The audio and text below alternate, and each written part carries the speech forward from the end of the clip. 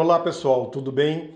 Eu já venho fazendo alguns estudos sobre o mundo virtual e a liderança bem antes do surgimento da pandemia, que veio acelerar aí todo esse mundo virtual, esse relacionamento virtual. E eu então gostaria de compartilhar com vocês algumas coisas bem importantes com relação à liderança, comportamento e mundo virtual.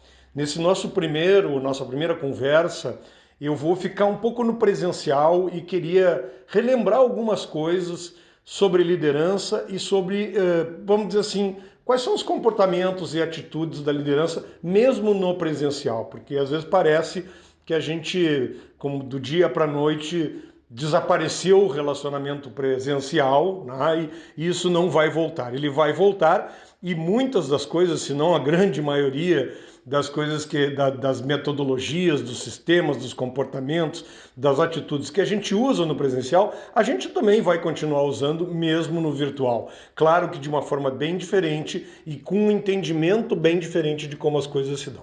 Então vamos lá.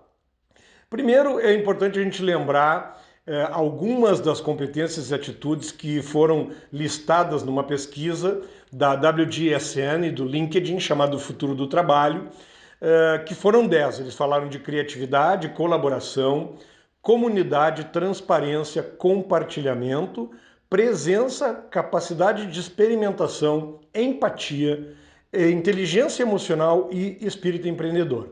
Por que eu trouxe essa pesquisa do futuro do trabalho?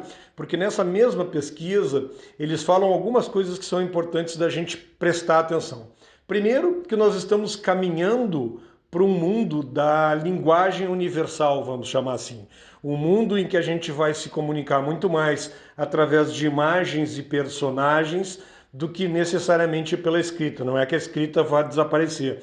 Inclusive, alguns fazem o comparativo com a era pré-histórica, né, onde a gente não tinha a escrita e a gente usava imagem, fala, personagens. Né? O mundo dos emojis. Né?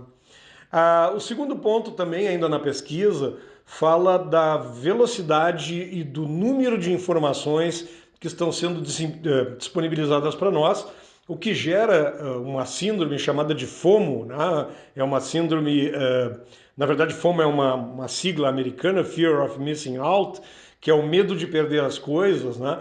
Que é uma síndrome que está sendo causada exatamente por esse volume, né? Porque a gente acaba não focando naquilo que importa. Também falam do ativismo digital, ou seja, pessoas que digitalmente são muito mais ativas do que eram, vamos dizer assim, ou que são no presencial, como parece que é mais fácil, né, a gente ser mais ativo no digital. E também de uma junção entre hard e soft skills, onde a gente junta a inteligência artificial com a inteligência emocional, né, que eles chamam de inteligência humana. Agora, o ponto importante dessa pesquisa, e eu acho que é bem legal a gente guardar, tem a ver sobre o que é chamado de nova educação, ou seja, cada vez mais as instituições, as entidades, as organizações têm que preparar os seres humanos e os estudantes para as tecnologias futuras que vêm chegando aí. Né? Que tecnologias são essa? Gamificação, design thinking, coding, né? Codificação. Hoje, várias escolas nos Estados Unidos já preparam as crianças para serem coders, né? Aprenderem a codificar, a criar algoritmos. Né? Mas, ao mesmo tempo, também vem o contato com a natureza. Então, a concentração, a respiração, uma abordagem holística. Segundo a pesquisa, a gente não vai mais ter muito tempo para brincar, vamos dizer assim, como se brincava antigamente. Ou talvez, deixa eu refazer o que eu disse, o conceito de brincar muda. Então, nós temos que criar o brincar, o empreendedorismo e a tecnologia como centro da aprendizagem. Né? Trazer essas coisas, a natureza, o brincar, para a nova educação. Já existem escolas trabalhando isso. E, por fim, o conceito da aprendizagem socioemocional, ou seja, a gente aprender coisas também que não tem só a ver com a técnica, não que a técnica não seja importante, mas trazer disciplinas socioemocionais aí para o nosso aprendizado. E isso tudo culmina com um conceito do lifelong school, né? Que seria o aprendizado para a vida inteira, que é realmente eu sempre digo, né, se nós somos alguma coisa, se eu pudesse caracterizar o ser humano como alguma coisa, eu diria somos uma máquina de aprendizagem. Começamos a aprender quando o nosso cérebro se forma e paramos de aprender quando o nosso cérebro literalmente morre. O cérebro nunca para de aprender. E um exemplo que eu sempre dou e digo, né, ou um desafio, é procura olhar para uma palavra e diz para o teu cérebro não ler aquela palavra. Tá? Não tem como, se a pessoa não for analfabeta, óbvio, né? Bom, mas o que essas pesquisas têm a ver com a liderança? Tem uma outra, tem tudo a ver, na verdade, porque fala de competências e vocês notam que as competências elas estão muito mais para o soft do que para o hard, né?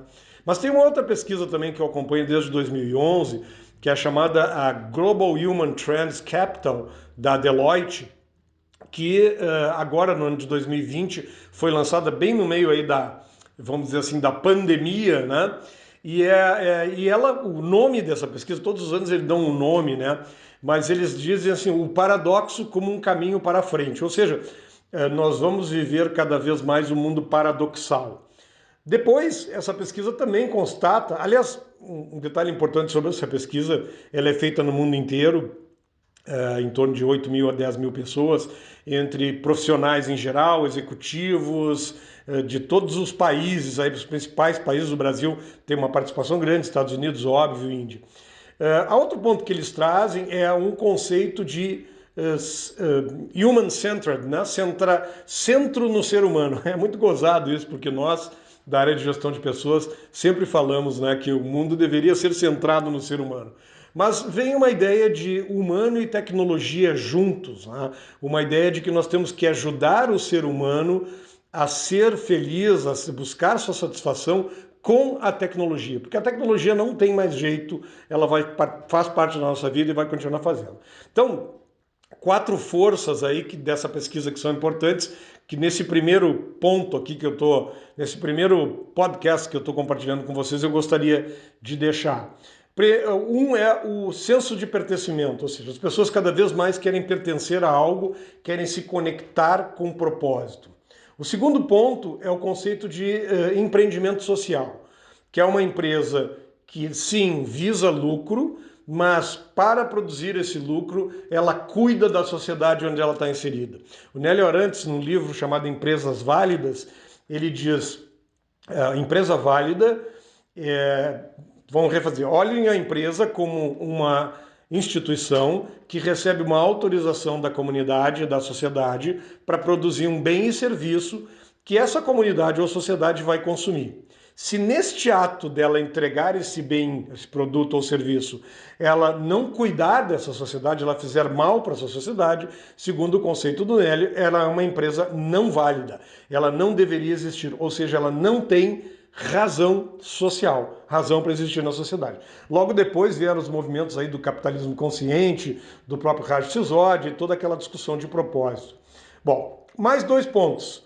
O mundo da invenção, então, começarmos a olhar o conceito de reinventar-se ou de reinvenção como uma maneira de aumentar o potencial das pessoas. Então, criar o conceito de segurança através da reinvenção.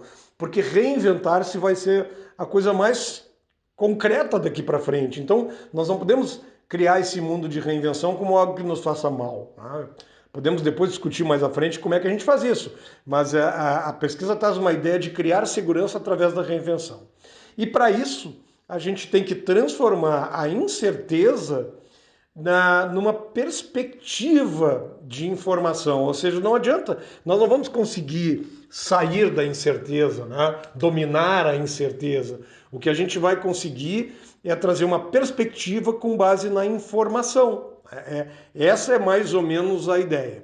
Por fim, eu vou fechar essa primeira conversa trazendo aí também do Fórum Econômico 3 principais, vamos dizer assim, competências, atitudes que nós vamos ter que olhar para a liderança. A primeira é a criatividade, a segunda eu comentei lá na pesquisa do LinkedIn, é a inteligência emocional e a terceira é o pensamento crítico. A gente pode conversar um pouco mais sobre isso, mas neste primeiro contato que eu queria com vocês dos podcasts do mundo virtual, eu queria ressaltar a importância destas coisas que vêm do mundo presencial e que vão entrar cada vez mais na vida da liderança. No próximo, nós vamos falar um pouquinho mais de que competências aí eu separaria para a gente ter um cuidado e um olhar, e vamos falar também um pouquinho mais sobre neurociência. Um grande abraço, até o próximo podcast.